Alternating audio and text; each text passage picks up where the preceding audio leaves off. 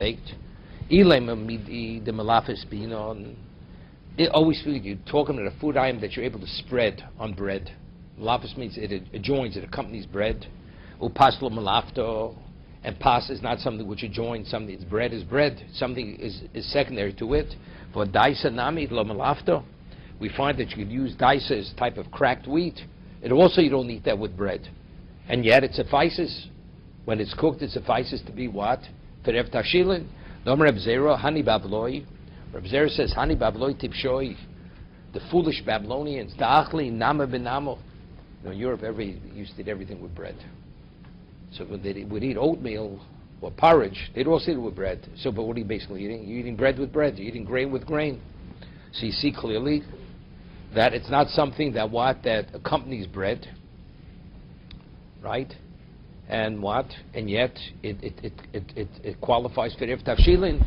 V'omer Rav Nechumi bar Zchai mishmei dabai ma'arvim b'daiso. Rav Nechumi bar Zchai says you can use it for Erev Tavshilin, daiso. Elamidid lo shchiach minon. You have to something which is unusual. For Erev Tavshilin, you have to eat something because what's the idea? It's to remind you. So if it's regular bread, it's not a reminder, but it's something which is unique. It reminds you. Somewhere says upashchicho. Somewhere daiso. Relative to bread is considered not as common. Bai says what qualifies for the Erev Tavshilin has to be something cooked. Avo paslo, my taimo. You need something that's semi not available. Pashchicho, everybody has bread. Vodaiso lo shchicho. Vodaishchicho. Daiso, this cracked wheat, it's something which is unusual. He says you cannot daiso. If the key component is that it's not something which normally it's not eaten. You need something that accompanies you eat it with bread. Daiso is like porridge, oatmeal. It's not something. Reb Zera, as we find, that it's not something which you eat with bread, because the usual behavior of the Babylonians, Reb Zera, hani Babyloi, tipshoi, the foolish Babylonians, da'achli namim namo, to eat bread with bread. Okay?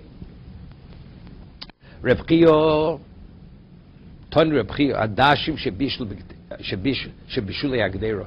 And after you finish cooking a pot, the lentils that are on the bottom of the pot, the dregs, Tavshilin needs something which is choshev, and the dregs at the bottom of the pot, maybe that doesn't qualify. So Reb Chiya had learned adash mishul gedera somech alein mishum Erev Tavshilin. Even though it's something which it's totally insignificant, doesn't have any special identity, nevertheless, since it's a cooked item and it's edible, that qualifies to Erev Tavshilin. Hani mili this book side, but how much of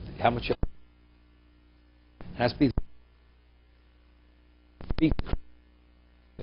What if a person cuts meat and the fat which accumulates on the meat on the knife, and then if he takes the fat off, and the fat itself is exayis, you say, what is that residue? That residue meat, it has no value. Normally you wash it off, you discard it. No, he says no. The shamnud shalabeyasakin, the fat that's on the knife, goro scrapes it off, and he gives, if it's exayis, says right through line that then Erev Tavshilin. Mishum Erev Tavshilin, that's only if the fat that you just scrape off has exayis.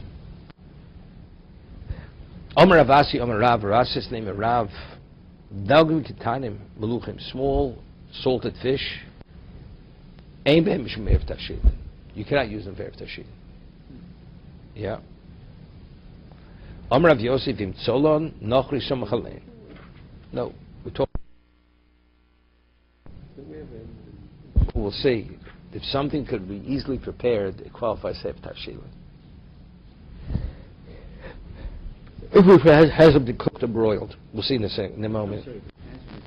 Here, Rav Yosef says, Vasis name Rav, small fish qualify for Erev Tavshilin. But what if they were broiled? Right? He says.